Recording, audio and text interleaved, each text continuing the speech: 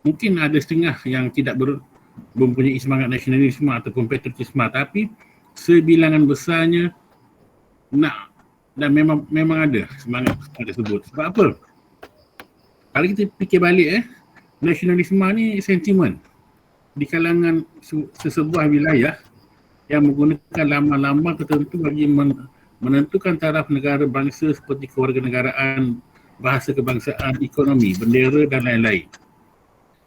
Dan patriotisme ni adalah unsur-unsur penting nasionalisme dalam menanam rasa kesetiaan kepada negara. Kalau kita tanya orang India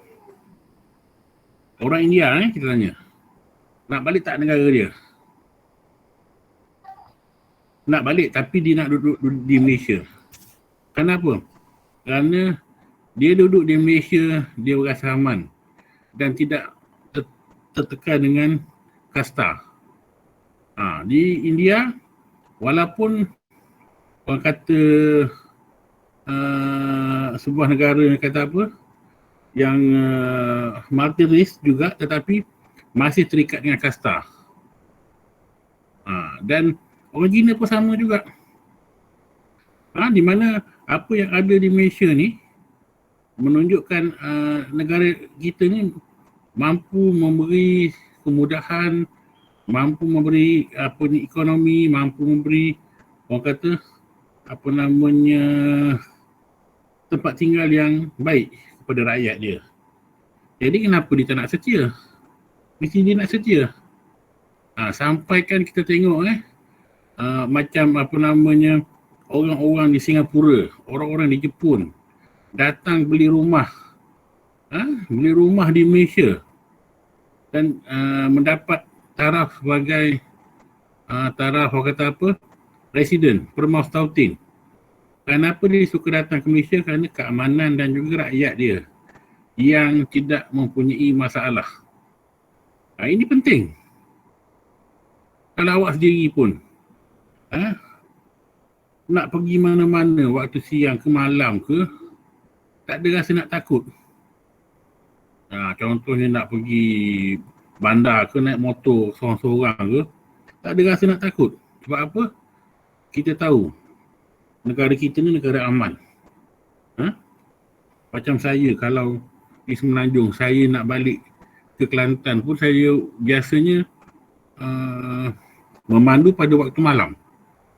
Sebab apa? Kerana sejuk, kerana kurangnya kesesakan lalu lintas, dan yang penting sekali keamanan. Tak ada masalah. Sampai pernah satu ketika saya memandu seorang diri daripada Tanjung Baling balik ke Kelantan tanpa ada rasa takut pun pada waktu malam. Sebab apa? Kita yakin apa yang ada di Malaysia ni tidak memberikan masalah kepada kita. Dan kita juga merasa sayang pada Malaysia ni. Kerana apa? Kerana apa yang ada di Malaysia ni kita kena jaga. Sebab kalau kita tak jaga, dia boleh menjadi masalah untuk keamanan, ekonomi yang baik. Jadi muafakat semua kita kena jaga. Pastikan kita jaga supaya ianya dapat memberikan hasil yang baik. Akhirnya Malaysia memang terkenal di mata dunia sebagai sebuah negara yang aman. Kalau awak tak percaya, awak tengok macam mana orang Indonesia sanggup datang ke Malaysia naik kapal, naik perahu. Kadang-kadang lemas, kadang-kadang perahu bocor, pecah, kadang-kadang tenggelam, dipukul ombak, semata-mata datang ke Malaysia kerana dapat cari makan.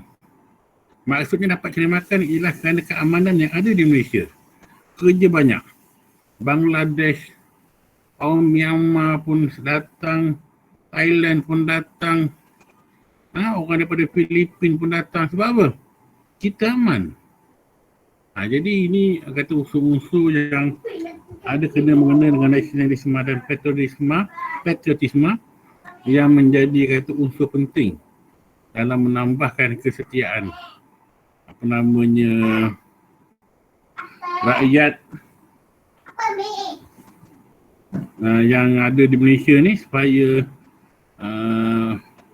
sayang kepada Malaysia.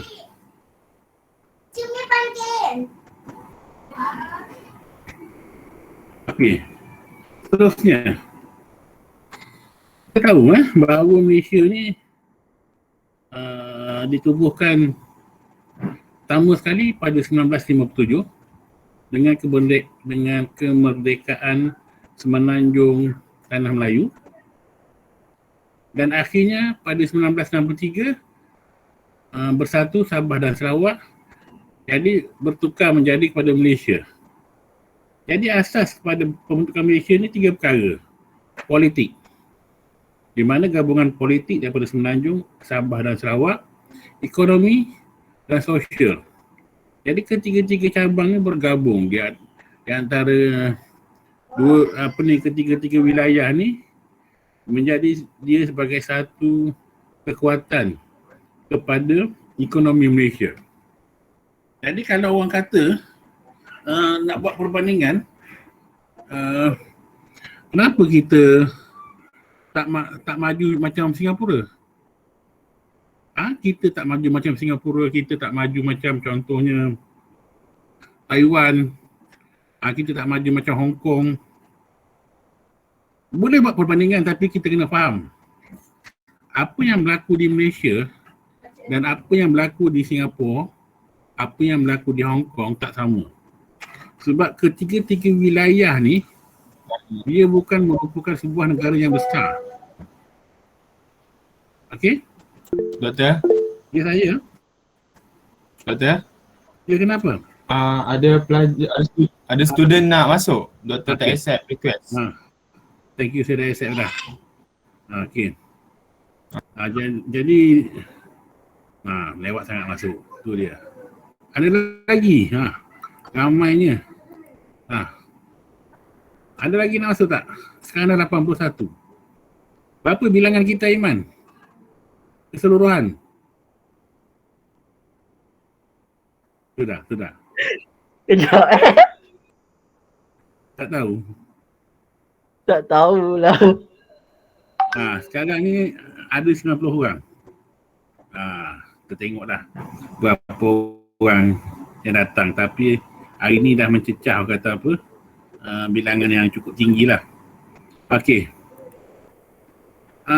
Kenapa kita tak samakan dengan Singapura? Singapura tu dia sebuah negara yang kecil sebenarnya. Dan kedudukan itu sama macam Hong Kong juga. Sebab kedudukan dia tu di tengah-tengah perjalanan perkapalan dunia, menjadikan dia sebagai pelabuhan utama. Dan dia maju. Sebab apa? Kerajaan boleh kawal. Sebab dia punya muka bumi dia terhad. Kita di Malaysia ni, muka bumi kita besar tau. Dan membabitkan 2 wilayah. Walau bagaimanapun, kalau ada masalah, kita masih dapat bertahan lama berbanding dengan Singapura, dengan Hong Kong. Sebab apa? Dia tak ada apa-apa. Singapura dia tak ada makanan, dia tak ada tanaman, tak ada. Dia hanya menjadi pelabuhan transit untuk pengedaran bahan-bahan perkapalan, bahan-bahan untuk diekspor, diimport di dalam perkapalan dunia. Kita ada semua. Walaupun kecil macam padi, macam tanaman semua kita ada. Maknanya orang kata apa, walaupun berlaku masalah kebuluran, Malaysia tidak terjejas teruk berbandingkan dengan negara-negara yang saya sebut tadi. Sebab kita masih lagi mampu bertahan dengan apa kapasiti yang kita ada. Dari segi politik, dari segi ekonomi, sosial, semua sekali. Jadi orang kata apa, jangan samakan dengan dia. Apa yang kita ada itulah kita punya capability, keupayaan kita, kemampuan kita. Dan saya akan terangkan balik apa dia dari segi faktor politik. Okey. Dari segi demokrasi, kita mengamalkan sistem pemerintahan demokrasi berparlimen dan raja berperlembagaan. Dan kerajaan yang kita ada di Malaysia ni kerajaan campuran, mana dalam pemerintahan akan ada banyak parti-parti politik. Parti-parti politik yang bersifat perkauman, macam UMNO, macam DAP, MIC, Gerakan, PAS. Kenapa saya kata bercorak perkauman? Sebab apa? Parti itu diasaskan berdasarkan perkauman. Nama UMNO tu dia punya konsep dia Melayu. MIC tu India. MCA tu ataupun MCA Cina. DAP pun Cina. Tetapi mereka bergabung dalam membentuk kerajaan. Ini yang berlaku. Dan kita mengamalkan konsep siapa cepat dia dapat. Dan amalan demokrasi yang diamalkan di Malaysia, masing-masing mempunyai peranan masing-masing. Ada yang menjadi pembangkang dan ada yang jadi pemerintah. Contohnya kalau di Pulau Pinang, di Selangor, dia dikuasai oleh parti yang menjadi pembangkang di peringkat federal. Contohnya Keadilan. Keadilan dia memang berkuasa di Selangor, dan UMNO ataupun sekutu-sekutunya menjadi kerajaan pembangkang. Tetapi di peringkat federal dia menjadi pembangkang. Kerajaan kerajaan campuran di bawah Bersatu Peribumi UMNO menjadi pemerintah. Dan keadaan ini memang boleh berlaku. Dulu PAS di Kelantan, tapi PAS sekarang ni bersekutu dengan UMNO, dengan Bersatu Peribumi dalam membentuk kerajaan. Dan apa yang pentingnya kita kena tahu bahawa faktor politik kita ni banyak berpaksikan kepada pengaruh penjajah. Maksudnya penjajah macam mana? Contohnya penjajah British telah menjalankan dasar pecah dan perintah. Dia telah menghasilkan kaum-kaum yang ada di tanah Melayu mengikut tempat dia. Contohnya kampung untuk orang Melayu, kawasan pelombongan untuk orang Cina, bandar untuk orang Cina, kawasan estate untuk orang India, terutama di Semenanjung. Jadi benda ni menyebabkan mereka tidak boleh bersatu pada peringkat permulaan. Masing-masing dengan cara masing-masing. Cuma sekarang je kita tengok bahawa wujudnya parti-parti yang bersifat kesepaduan. Contohnya macam Keadilan, macam apa lagi? Macam parti macam parti Bersatu ke contohnya. Yang di dalamnya mempunyai pelbagai. Tapi Keadilan lah merupakan antara pelopor parti yang mempunyai di dalamnya semua kaum. Dan keadaan ini dilihat telah merubah corak pemikiran politik yang ada di Malaysia. Sebab Tengku Abdul Rahman pernah cuba untuk menggabungkan parti-parti politik tersebut dalam satu parti, tetapi telah mendapat tentangan dan kritikan yang hebat daripada orang Melayu sendiri, dan mereka beranggapan bahawa ianya boleh membunuh masa depan politik Melayu. Tetapi kini menjadi kenyataan. Okey. Dan kita tengok dari segi faktor politik lain lagi, walaupun kita tengok sekarang ni masih wujud, ada lagi ke yang nak masuk?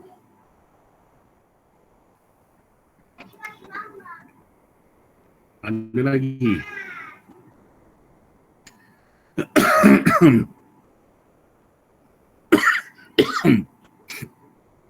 Masih ada lagi kaum-kaum ataupun parti-parti yang membuat tuntutan. Contohnya orang Cina yang minta bahasa Cina dijadikan bahasa rasmi. Orang India pun sama juga.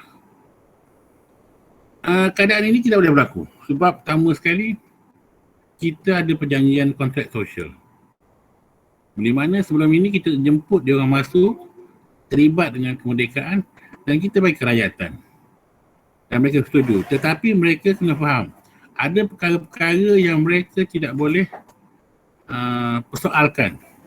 Contoh macam bahasa Melayu, hak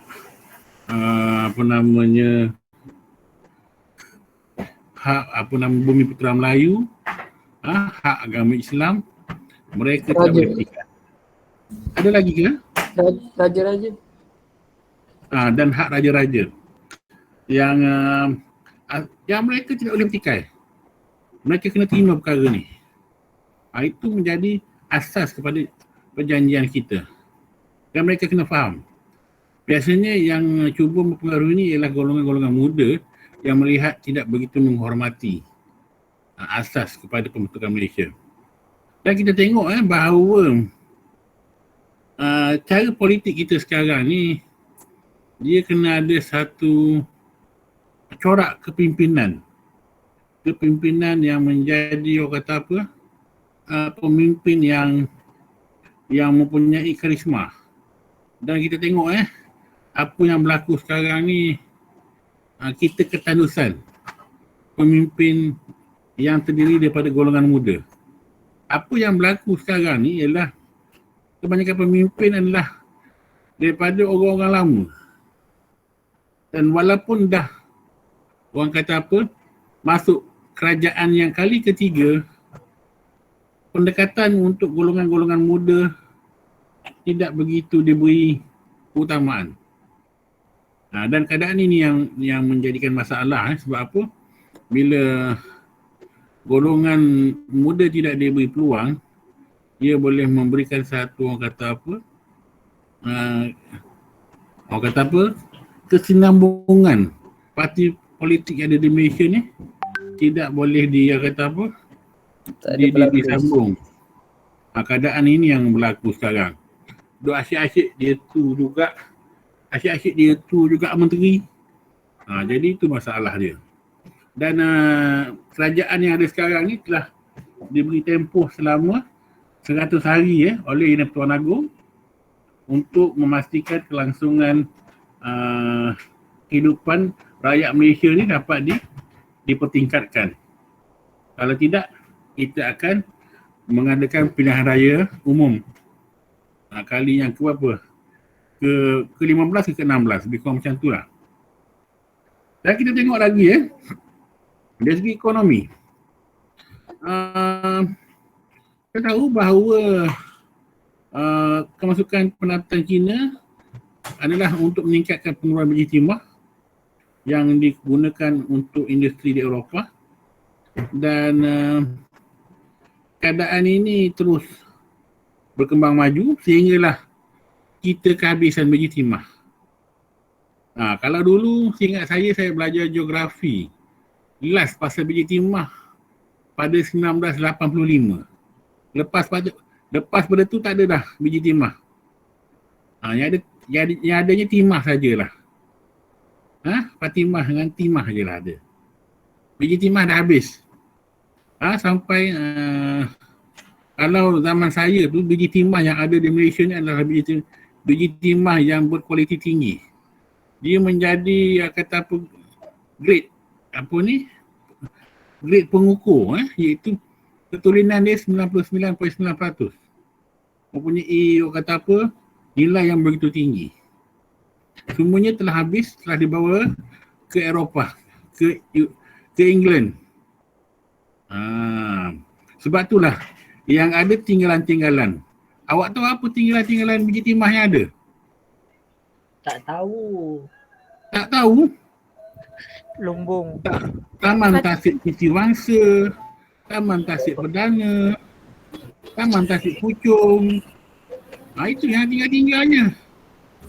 Tasik, contohnya Tasik Biru Kundang tu adalah bekas lombong biji timah. Kalau nak tahu kenapa wujudnya apa ni tasik yang dalam-dalam, tasik yang banyak-banyak, kerana ia hasil daripada pelombongan biji timah. Dan bila pelombongan biji timah ni tak ada, banyak wujud bandar-bandar tinggal. Kalau mengikut pengalaman saya, macam di Batu Arang, Selangor. Kalau kat Selangor tu Batu Arang dulu merupakan pusat pengeluaran arang batu. Kalau dulu kawasan batu arang ni memang mewah. Banyak rumah-rumah rumah-rumah pegawai-pegawai tinggi penjajah. Dah ada elektrik. Pada masa tersebut dia orang tak guna gas ni, dia orang guna dapur elektrik semua dah ada. Begitu juga dengan Ijuk. Ijuk dulu antara pusat pengeluaran biji timah. Adanya orang kata mewah lah. Orang yang bekerja dengan syarikat biji timah ni, di mana mereka mempunyai kemudahan-kemudahan yang cukup baik. Contohnya pendidikan untuk anak-anak, mempunyai elektrik untuk lampu semua dah siap. Macam tu sekali, macam Bukit Besi di Terengganu. Antara bandar-bandar yang cukup maju pada abad yang ke-19 ke-18. Tapi kini tinggal hanya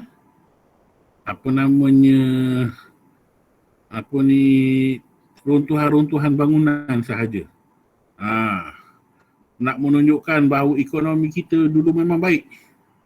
Dengan adanya biji-biji yang ada di Malaysia ni. Dan apa yang berlaku, kesan dia pada orang Melayu tak memberi kesan yang besar. Di mana orang Melayu tetap menjadi petani, nelayan. Orang India di tanah pelombongan, tanah estate. Orang Cina yang banyak terdedah dengan kegiatan pelombongan dan juga estate-estate getah, mampu menjadi bidang perniagaan sebagai bidang utama mereka. Dan dalam hal ini, kalau kita tengok kaum-kaum pendatang sebenarnya lebih baik diberi kemudahan oleh pihak penjajah berbanding dengan golongan-golongan kaum Melayu. Ya, ada apa-apa nak tanya? Ada apa-apa nak tanya? Ada? Okey.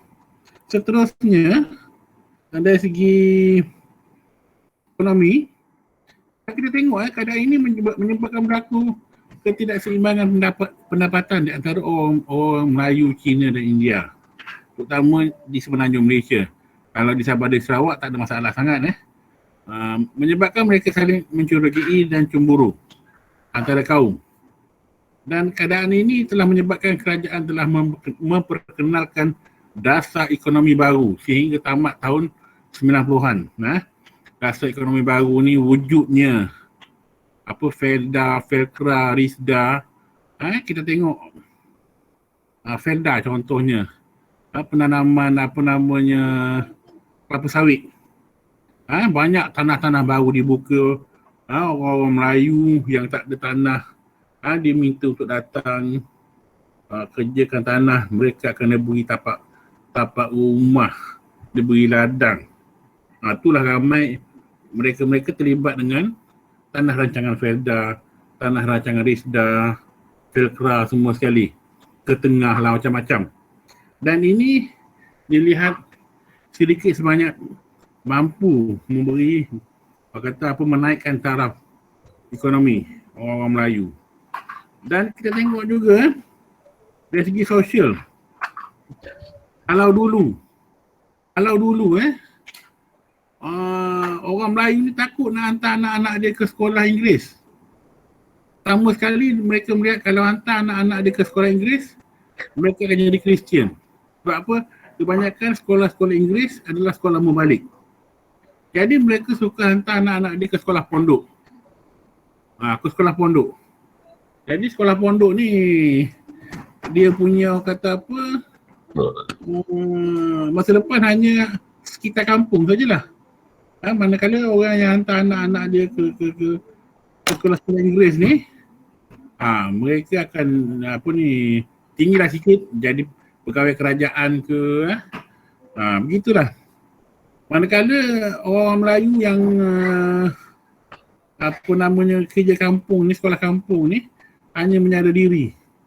Dengan kata apa, jadi tukang rumah, jadi petani. Jadi orang kata apa, wujud satu orang kata apa, masalah dari pendidikan.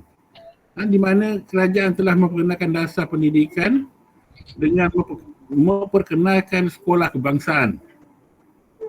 Dan sekolah kebangsaan ini wajib kepada semua pelajar-pelajar Melayu.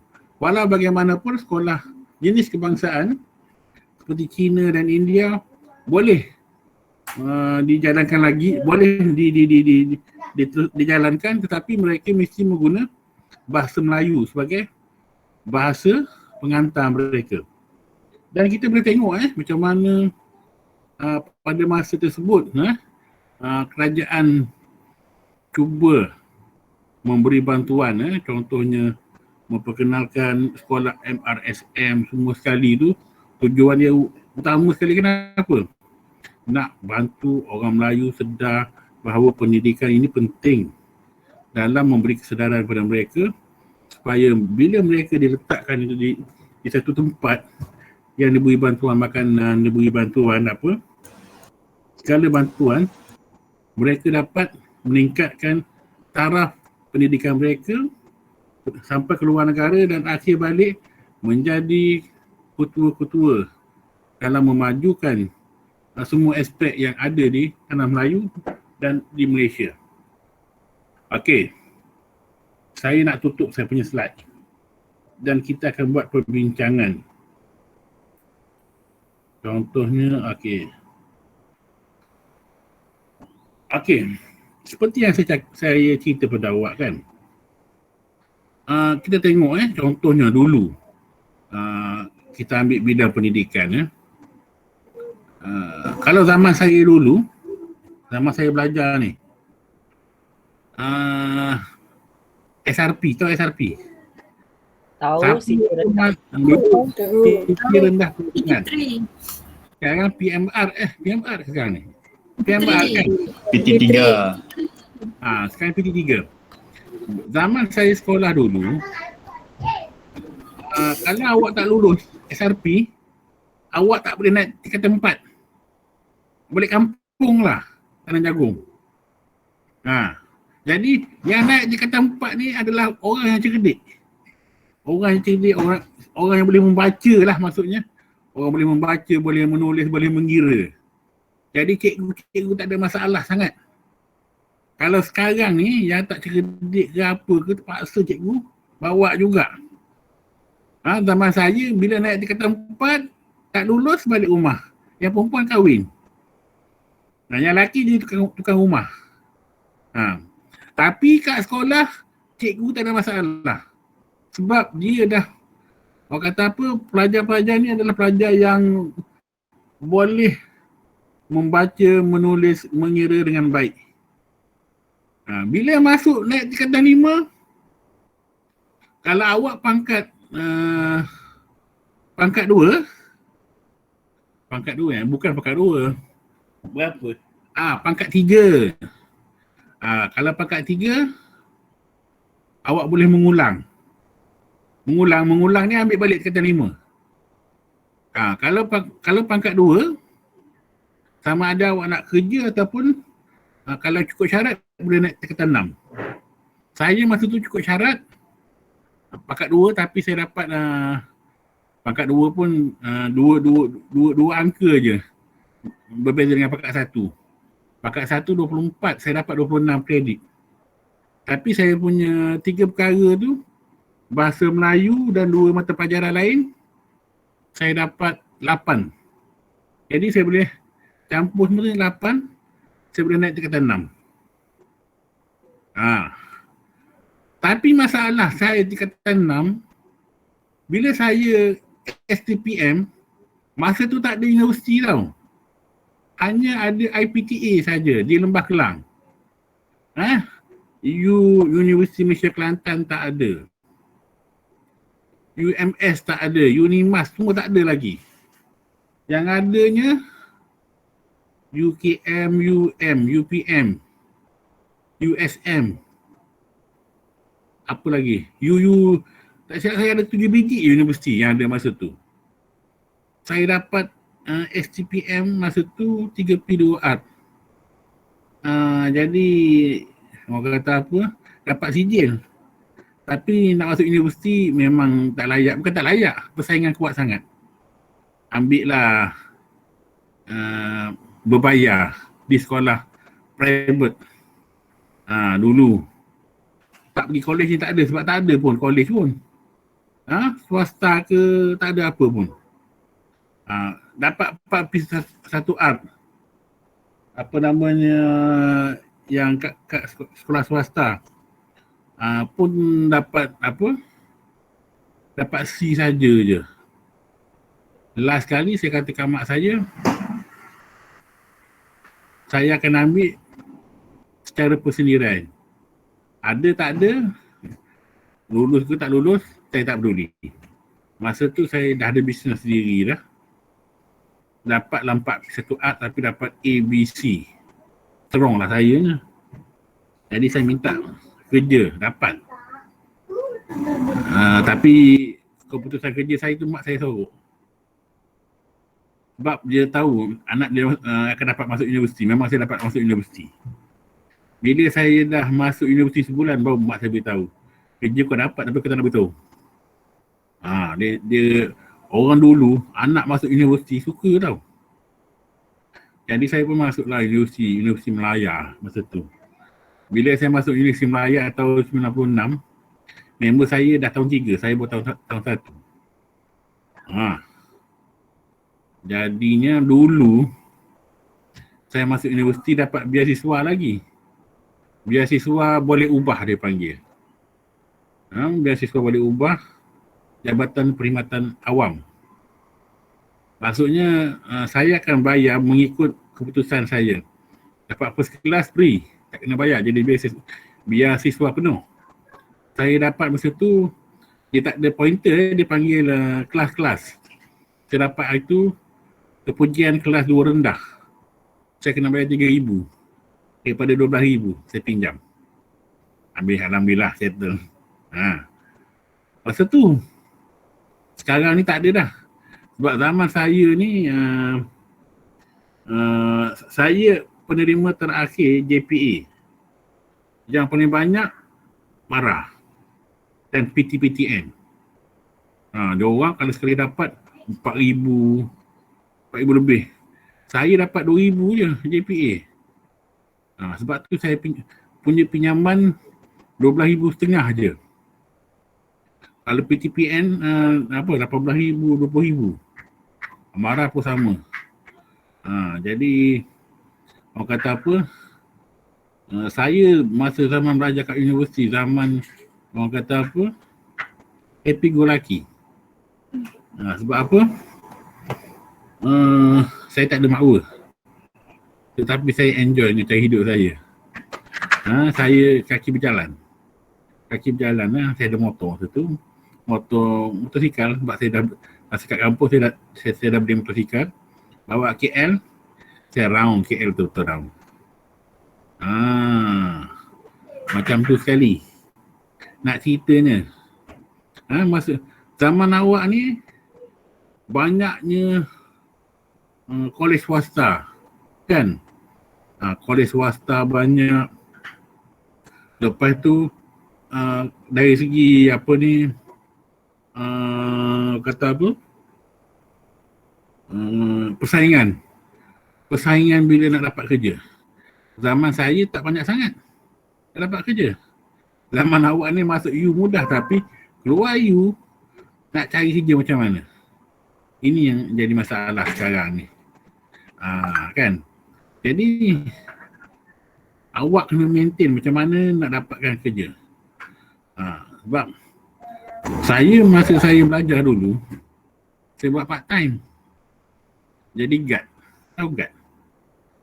Jadi part guard.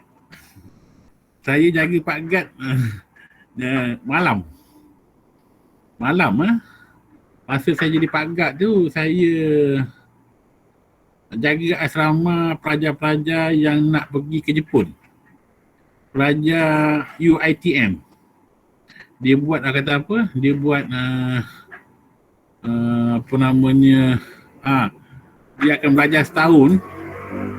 Dia akan belajar setahun di Malaysia ni, belajar bahasa Jepun sebelum dia ke Jepun. Asrama dia di Kampung Baru. Di Kampung Baru Jadi saya jadi guide kat situ. Tapi dia orang pelik. Apa hal pagak ni? Malam-malam penuh buku atas meja. Saya dia ambil lantak ke orang. Tugas saya, pastikan dia orang balik sebelum pukul 10. Kalau tak, saya kunci pintu. Tidurlah kau kat luar.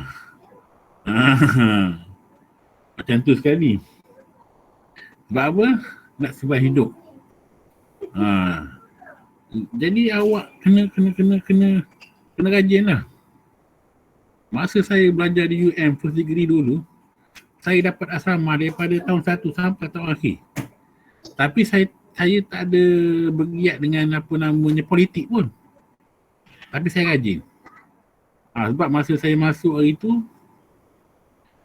zaman ekonomi down kerana George Soros. Jadi banyak kerja-kerja kontrak ditamatkan. Jadi universiti tak ada kerja maintenance. Jadi masa saya tu dibuka. Siapa nak kerja maintenance secara part time, gaji RM2.50 sejam. Maintenance tu maksud dia apa? Tukar mentor lampu, baiki pintu, baiki katil, mesin rumput. Benda tu saya dah pernah buat kat rumah. Jadi saya tak ada masalah. Jadi saya buat kerja tu dengan ikhlas. Pengetua tu bagi saya tinggal sampai saya tahun akhir. Tak payah nak cok-cok pergi pengurusi ni lah, pengurusi tu lah, tak ada. Nama aku memang akan ada. Sampailah aku habis belajar. Macam tu sekali. Itu yang awak kena cari peluang Kalau ada peluang, cari peluang tu dan gunakan sebaik mungkin. Itu yang saya buat masa saya belajar. Sebab tu saya tak ada masalah nak cari tempat tinggal. Ini kawan-kawan masuk je tahun 2 sakit kepala. Nak cari rumah sewa. Awak faham lah, rumah sewa dekat KL ni punyalah mahal. Dan saya pula jenis gayat. Tak boleh tinggal di tempat tinggi. Biasalah. Tinggal di kondo-kondo saya tak boleh. Tengok tingkat tu memang saya dah seriau dah.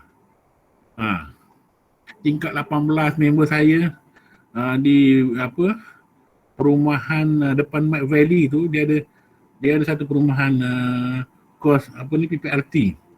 Tingkat 20, atas sekali. Saya tengok ikut dia, aku tak boleh tinggal sini. Tapi kat Tanjung Malim tak ada pun saya rasa. Pada tinggi pun di Scholar Suite tu je lah bangunan tinggi pun. Okey? Jadi itu yang awak kena faham Dalam perjalanan hidup awak ni, awak kena cari satu key ataupun indikator macam mana untuk awak mudah dapat kerja ataupun cari rezeki yang senang bagi awak. Kalau saya kata pada awak, masa saya dekat kampung dulu, saya ni adalah batik maker.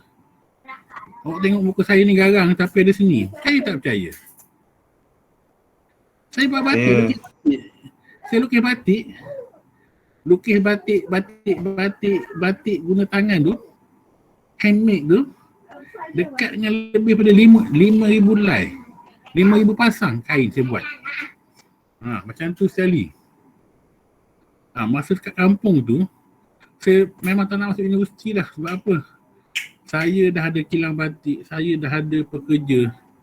Tapi mak saya kata, kok mana pun kena masuk universiti. Sebab apa? Ia menjadi ikutan pada adik-adik kau. Memang betul. Selepas saya masuk, semua adik saya masuk universiti. Macam tu. Orang tua punya ni memang tinggi. Dia punya firasat dia. Jadi itulah yang awak kata awak kena faham macam mana awak lepas ni nak sambung negeri ke nak gimana. Awak dah kena ada kurang-kurangnya tiga rujukan ataupun tiga 3 jalan yang awak nak buat. Ini penting. Kalau perempuan takkan nak kahwin je. Mesti nak cari makan. Kurang-kurang jadi cikgu ke, jadi cikgi ke, niaga ke apa ke. Dia ada. Kan? Yang lelaki pula, kau nak kahwin anak orang. Kau nak bagi makan. Bagi makan air dia. Kena fikir. Nak tanggung anak orang ni, bukan tanggung dengan mulut. Tanggung dengan duit. Bagi makan dengan lo. Bukan senang bang. Makan pasir. Yelah pasir kau. Apa cinta? Cinta tak jadi apa-apa lah kalau tak ada ni. Buang karen tu kata. Betul. Kena fikir semua tu. Sebab orang kata apa? Kalau orang kata duit bukan segala-galanya, betul, duit bukan segala-galanya. Tapi duit telah keperluan hidup. Nak beli beras, nak beli lauk. Kalau dah ada anak, saya ada 5 anak. Yang kecil dah umur masuk ni 6 tahun. Sebelum ni, kalau saya beli pampers, paling kurang pun 3, 4. Yang saya besar sekali. Bawa kiri kanan begini. Itu pampers. Kalau susu, 1 kotak saya beli. Pakai borong. Nak cakap. Sebab apa? Sekarang maintenance untuk anak-anak, kalau yang suami isteri bekerja, memang tinggi. Saya sampai masa kat Kelantan 2 orang pengasuh saya hantar. Yang ni 2 orang, yang ni 2 orang. Kalau dah 300, 600 lah. Tak dia punya pampers lagi, susu lagi. Memang duit buang ke benda tu je.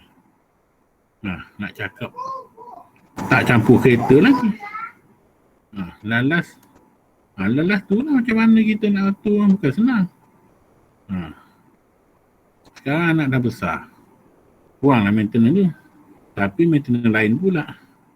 Abah-abah nak laptop. Belilah biji. Abah-abah. Lalas, abah pun dikebas. Anak saya yang dah jam 4. Ambil lah, nak ambil cakap nak macam mana. Abah nak beli casing telefon. Abah nak beli baju. Abah nak beli Shopee. Kadang-kadang duit aku kosong sen dalam beg. Bukan dalam bank, dalam beg duit. Yang ni lah. Ada yang kata cepatnya. Bukan senang. Saya rasa mak bapak awak rasa apa yang saya rasa tau. Jadi orang kata apa, keperluan kita tu kadang-kadang kita kena target. Macam mana kita nak uruskan. Kalau tak orang kata apa, susah kita punya kehidupan nanti. Kalau tinggal di bandar, cuba awak fikir rumah berapa sewa sekarang. Paling tidak beli 600 tu senyum saja. Aina Syahira kata, 120,000 sebulan. Mampus. Fikir. Bukan senang kita nak menguruskan. Jadi perkara-perkara yang berkaitan dengan politik apa semua tu, kita kena ingat utamaan dia. Betul, rumah setingkat pun dah beratus ribu. Betul. Itu pun dah kira orang kata apa. Saya cakap ini pengalaman saya. Saya sebelum ni ada rumah di Kelantan. Saya share dengan isteri saya, beli lebih kurang dalam 140,000. Saya jual lebih kurang 240 bila isteri saya berpindah ke Sabah. Dan di Sabah kami dah ada rumah apartmen. Tapi bila dah anak besar, apartment tak sesuai lah. Sebab tinggal atas bangunan tingkat 1. Jadi saya beli rumah teres 1 tingkat. Berapa harga awak tahu? RM430,000. Bulan-bulan RM2,000 sebulan. Sampai pencin. Nah, fikir. Kalau orang yang banyak harta, banyak tanah, alhamdulillah. Saya tanah ada tapi tanah kat Kelantan. Masalahnya kan, saya kerja dekat Tanjung Malim, isteri saya tinggal dengan anak-anak di Sabah pula. Macam mana? Ini masalah. Bukan apa. Saya nak cuba awak faham ya. Dalam keadaan kita sekarang ni, kita kena ada keutamaan kita. Macam mana kita nak memastikan kehidupan kita berjalan lancar. Macam awak, kena ada sekurang-kurang 3 plan. 3 plan. Sekarang ni awak belajar di rumah. Kerjalah apa-apa yang patut. Contohnya bungkus untuk nak buat apa ni. Saya tengok macam mana bungkus packing untuk nak hantar apa barang post ke apa ke. Boleh buat duit tu. Buat je.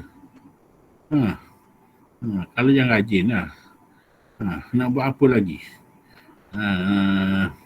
Banyak contohnya perempuan buat kuih, belajar buat kuih. Yang lelaki pula buat apa? Lelaki buat apa? Tekan rumah kau. Siapa pandai tekan rumah? Saya terang saya tak nak jadi tekan rumah dah. Saya tak larat dah. Kena simen satu kampit simen tu memang sakit. IT boleh. Minggu depan saya nak ajar awak pasal IT. Kita ambil gambar dan buat caption. Okay sir. Tak sabar saya nak tekan gambar beruk. Itu penting Kita buat satu kerja yang mudah tetapi mempunyai nilai yang tinggi. Nanti saya ajar awak macam mana. Awak sekarang ni begini. Saya nak setiap orang ambil gambar sekeping je. Saiz dia before. Before ni separuh A4. Faham? Okay. Dan awak buat satu caption. Macam mana nak buat caption nanti saya ajar awak. Gambar yang awak ambil tu berkaitan dengan budaya ataupun cara hidup masyarakat yang ada di sekeliling awak. Contohnya orang duduk di kedai kopi contohnya kan. Orang yang tengah masak kuih contohnya. Orang yang bersilat ke, orang yang buat latihan apa-apa saja. Sawah padi. Bersawah padi boleh. Orang yang tengah tanam jagung. Bercucuk tanam. Apa dia? Bercucuk tanam. Bercucuk tanam boleh. Yang menjadi cara hidup, budaya dan juga satu kata cara hidup yang ada di sekeliling awak. Budak bermain bola bersama-sama dengan kepelbagaian masyarakat di padang bola awak ambil. Ataupun jaga kerbau boleh. Jaga lembu, kambing semua boleh. Gambar orang di hentian teksi contohnya. Hentian teksi tu ada Cina, ada India, ada Melayu. Ambil. Ambil sekeping je gambar. Dan saya akan ajar macam mana nak buat caption. Dan kita buat buku. Buku budaya hidup masyarakat Malaysia. Berdasarkan perspektif awak. Maknanya perspektif awak ni, awak akan gunakan nama awak sebagai orang yang ambil gambar dan awak ceritakan apa yang ada di dalam gambar tersebut. Kalau awak setuju, kita bukukan buku tu. Dan saya bagi balik pada awak simpan. Sebab kadang-kadang awak boleh buat buku ni macam apa? Orang kahwin. Ini kita benar ni. Ini asalnya pada hobi ataupun benda yang pengalaman. Dia ambil gambar orang kahwin, dia bukukan gambar orang kahwin tu. Jadi orang belilah buku dia. Sebab apa? Ini menunjukkan apa? Mahal orang beli tu, 200, 300. Orang bayar lagi. Macam awak pula. Taklah jadi macam tu. Saya cuma ajar ni macam mana nak menampilkan budaya yang ada di sekeliling awak ni dan macam mana awak nak menulis. Itu penting. Sebab buku ni kalau boleh saya nak letak di library. Di library. Tapi awak yang punya lah, saya hanya penyunting je lah. Okey. Jadi start pada esok pagi ambil gambar sekeping je. Nak ambil banyak pun tak apa, tapi saya nak sekeping je yang terbaik. Boleh Aiman? Boleh Ainul kat mana? Ainul tinggal kat mana sekarang? Pahang. Pahang kat mana? Kat Kuantan. Kuantan? Dekat dengan Kepadang, Kampung Kepadang. Kampung Kepadang. Kepadang kat mana tu? Dekat Kuantan lah, Taji Lumpur. Okey, apa yang ada di kampung awak tu? Ada orang bercucuk tanam, ada jual jagung. Okey. Awak ambil orang jual jagung tu sebagai satu trend trademark kampung awak. Okey, Nur Azwana, awak tinggal di mana? Beaufort Sabah. Beaufort Sabah. Tak banjir ke awak ni? Enggak banjir. Ada? Kat Beaufort ada apa? Kedai papan yang macam tradisional macam tu. Boleh ambil. Menunjukkan trademark kampung awak. Budaya yang ada di kampung awak. Okey, Atta. Awak kat mana? Kat Sarawak. Di mana tu? Dekat Bau Sarawak. Bau Sarawak.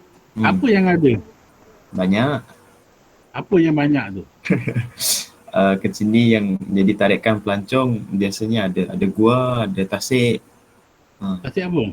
Tasik biru. Bekas lombong emas. Awak boleh ambil tasik biru dengan orang-orang yang datang tu. Okey. Menunjukkan yang kampung awak ni sebuah pusat pelancongan. Okey, Muhammad Alif, di mana kau tinggal Alif? Saya tinggal di Kuala Lipis, Pahang. Kuala Lipis kat mana? Kampung apa? Taman Mah. Taman? Okey, maknanya awak tinggal di kawasan Pekan lah. Okey, selain pada kawasan Pekan, ada di kawasan kampung-kampung di Kuala Lipis ke? Ada kan? Banyak sebenarnya. Awak ambil gambar tentang apa yang ada di Kuala Lipis. Contohnya tempat pertempuran komunis ke, contoh ambil. Nurul kat mana? Saya duduk kat ni, Jerantut. Jerantut lagi banyak kat Jerantut kat Pekan lah. Dekat Felda Sungai Letang.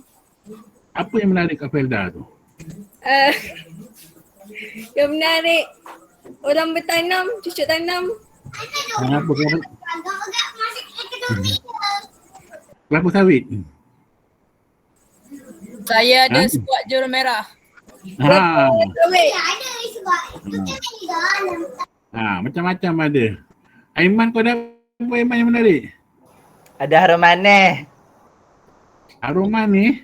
Apa dia? Pelam harum manis.